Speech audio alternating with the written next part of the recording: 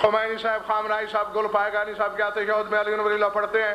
گل پائیگانی اس ہستی کا نام ہے جو خمینی صاحب کے بھی استاد ہیں اور جنہوں نے خمینی صاحب کا جنازہ پڑھایا ہے۔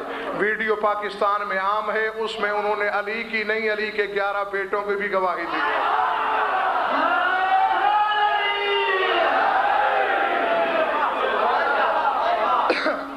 5 نمازیں ہیں، شیعہ 3 کیوں؟ شیعہ 3 نمازیں نہیں پڑھتے، نمازیں 5 ہی پڑھتے ہیں۔ اذانیں اور اوقات 3 ہیں ان کے، اور اگر شک و شبہ کا شکار ہو تو حج پہ چلے جاؤ، وہاں ظہر اثر ملا کے پڑھی جاتی ہے، مغرب عشاء بھی ملا کے پڑھی جاتی ہے۔ اگر بے دینی ہے تو وہاں بند کر دو، دین ہے تو یہاں شروع کر دو۔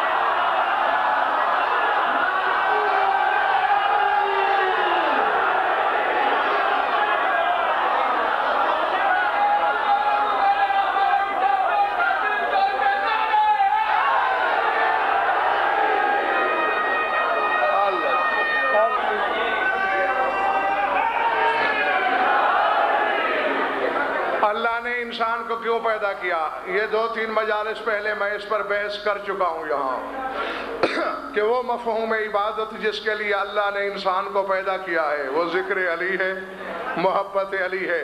اگر علی کا ذکر کرانا مقصود نہ ہوتا، نہ انسان ہوتا، نہ انسان کا باپ آدم ہوتا۔ کیا کسی غیر سید کا سید زادی سے نکاح جائز ہے؟ سید زادی خمس لینے والی ہے، غیر سید صدقہ لینے والا ہے۔ صدقے اور خمس کو جمع نہیں کیا جا سکتا۔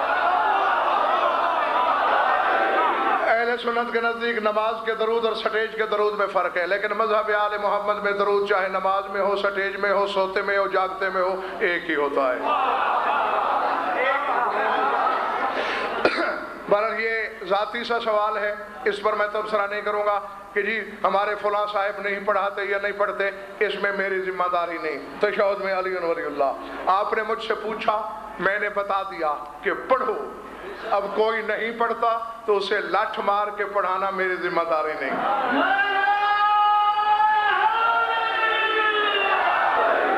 کیا کسی امام نے شبیہ ذوالجناح بنائی؟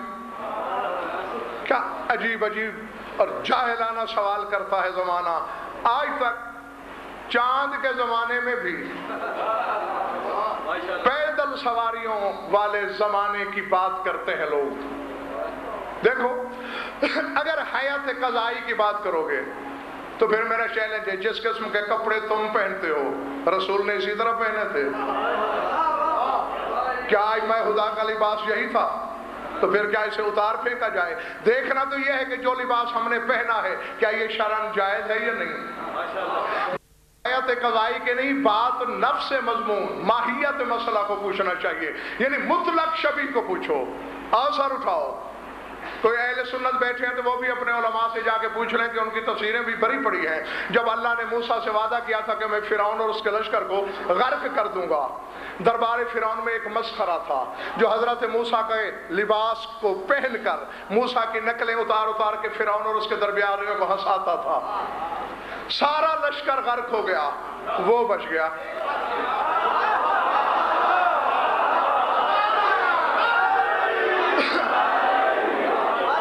گھبرائے ہوئے تو نہیں ہو؟ موسیٰ نے پوچھا پالنے والے تو فرعون کو بچا لیتا تو شاید مجھے اتنی تکلیف نہ ہوتی جتنی اس بے دین کے بچانے سے ہوئی ہے۔ یہ تو میری نقلیں اتار اتار کے مجھے اذیت پہنچاتا تھا۔ پتہ ہے اللہ نے کیا جواب دیا؟ موسیٰ چاہے توہین کی نیت سے صحیح، شبیہ تو میری حجت کی بنتا تھا۔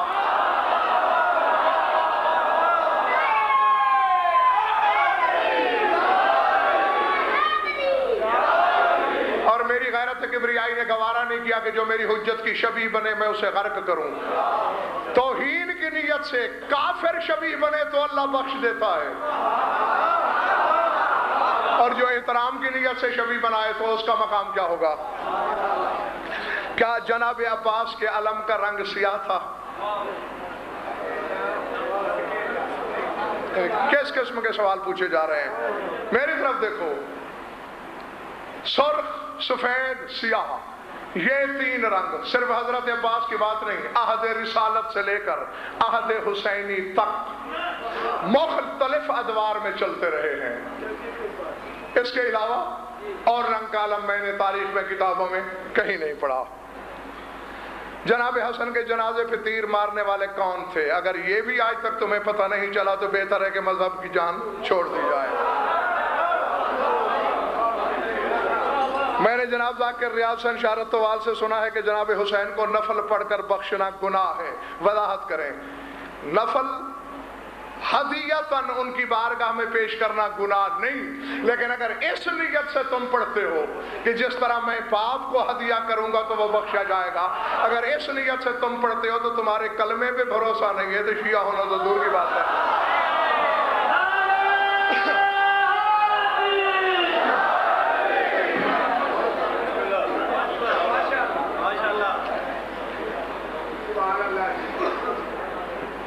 अबू हनीफा हज़रत इमाम जाफर अलैहिस्सलाम के शागिर्द थे, तो फिर दोनों ने अलग अपनी फिका क्यों बनाई? हमारे नजदीक ऐसा कतन नहीं। अबू हनीफा के बारे में पूछा गया कि क्या इमाम जाफर सादिक अलैहिस्सलाम के शागिर्द हैं? अगर हैं तो फिर दोनों फिकों में इख्तिलाफ क्यों है? हमारे नजदीक मज़हब आले मोहम्मद के नजदीक ये उस्तादी शागिर्दी साबित नहीं, बल्कि हर मकाम पर मौला की मुखालफत की है इस शख्स ने। अगर कोई शख्स गाजी अब्बास के अलम लगाने की मन्नत माने और मुराद पूरी भी हो जाए, उस शख्स को वालिदैन घर में अलम न लगाने दें। पहले मन्नत सोच के माननी चाहिए भाई मेरे, क्योंकि मन्नत मानना वाजिब नहीं, मन्नत अदा करना वाजिब है।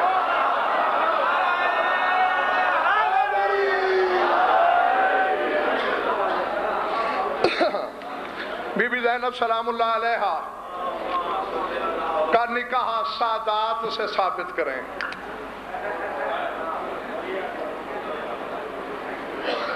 अगर कायनात की सबसे बड़ी सैयदजादी का निकाह माअज़ अल्लाह गैर सैयद से है, तो फिर दुनिया में सैयद कौन है?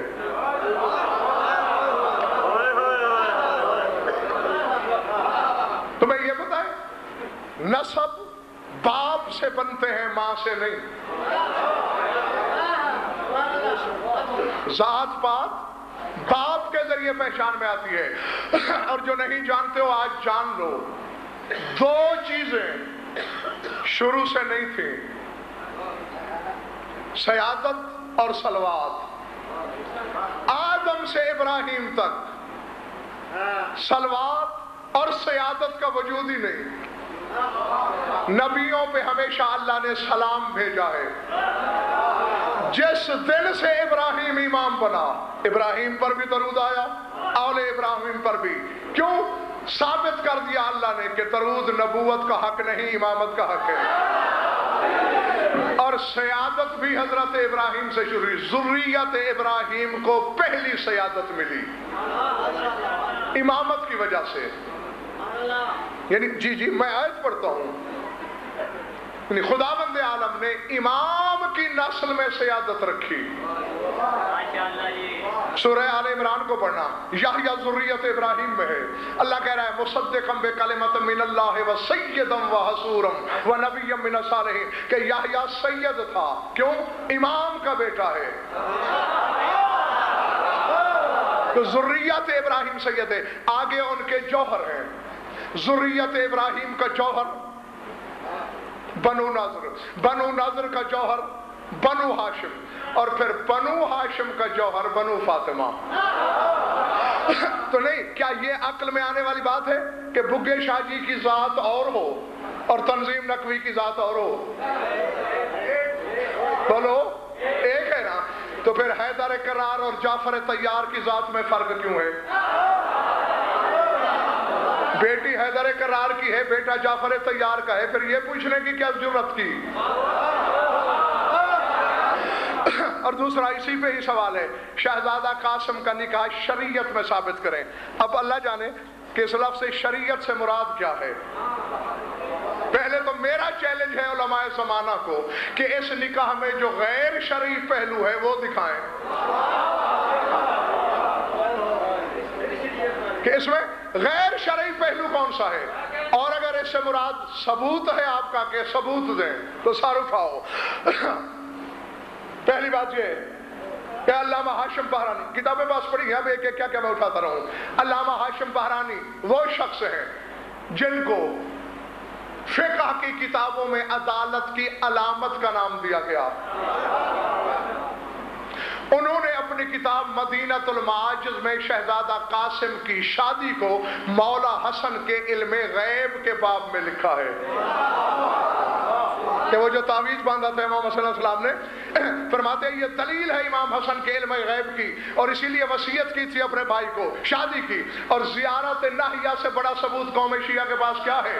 زیارت ناہیہ میں امام علی مقام اپنی جد کو خطاب کر کے کہہ رہے ہیں اشہد انک قد اقمت الصلاۃ واتیت الزکاۃ وامرت بالمعروف ونہیت عن المنکر وسارات بوصیت اخیک.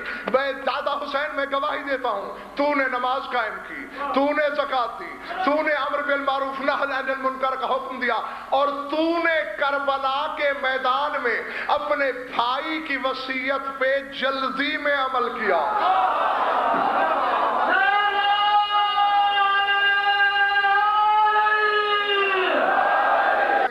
کہ ہم تو آج تک یہی سنتے آتے ہیں کہ امام حسین علیہ السلام کا سر سجدے میں تھا، اور آپ نے میدان قیامت میں بی بی کے حوالے سے پڑھا ہے کہ وہ روک رہی تھی شمر کو. میں نے یہ لفظ کہے تھے کہ بی بی کبھی اپنی کلائی رکھتی تھی حسین کے گلے پر، کبھی اپنا گلا رکھتی تھی. اس سے یہ کہاں ثابت ہو گیا ہے کہ امام سجدے میں نہیں تھے؟ اسی لیے میں کہا کرتا ہوں کہ جیسے خطابت ہر ایک کو نہیں آتی، سماعت بھی ہر ایک کو نہیں آتی.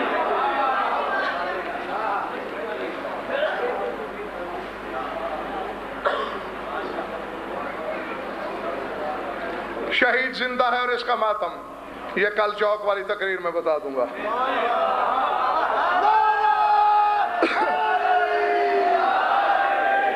زنجیر زنی سے جو خون نکلتا ہے، اس کے ساتھ نماز کے بارے میں کیا خیال ہے؟ اگر وقت وسیع ہے تو نہا لو، لیکن اگر وقت تھوڑا ہے تو اسی خون کی حالت میں پڑھ لو. ویسی نماز تم نے زندگی میں پڑھی ہی نہیں ہوگی.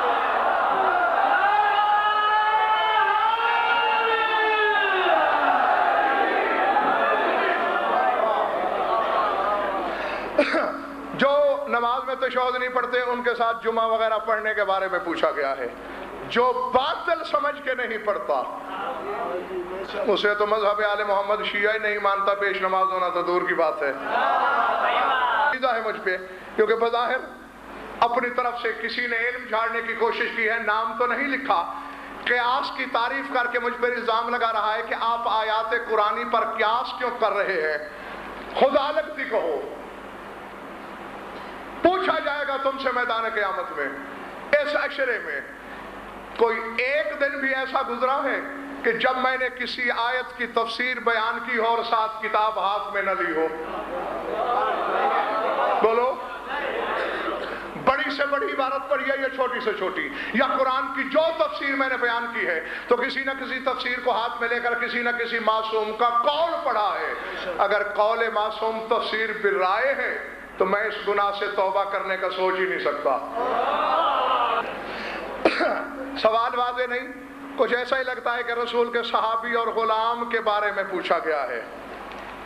جہاں تک مجھے شبہ ہو رہا ہے شاید یہ سوال عابد شاہ کو میں نے روکا تھا نا کہ میرے مولا کو غلام نہ کہو،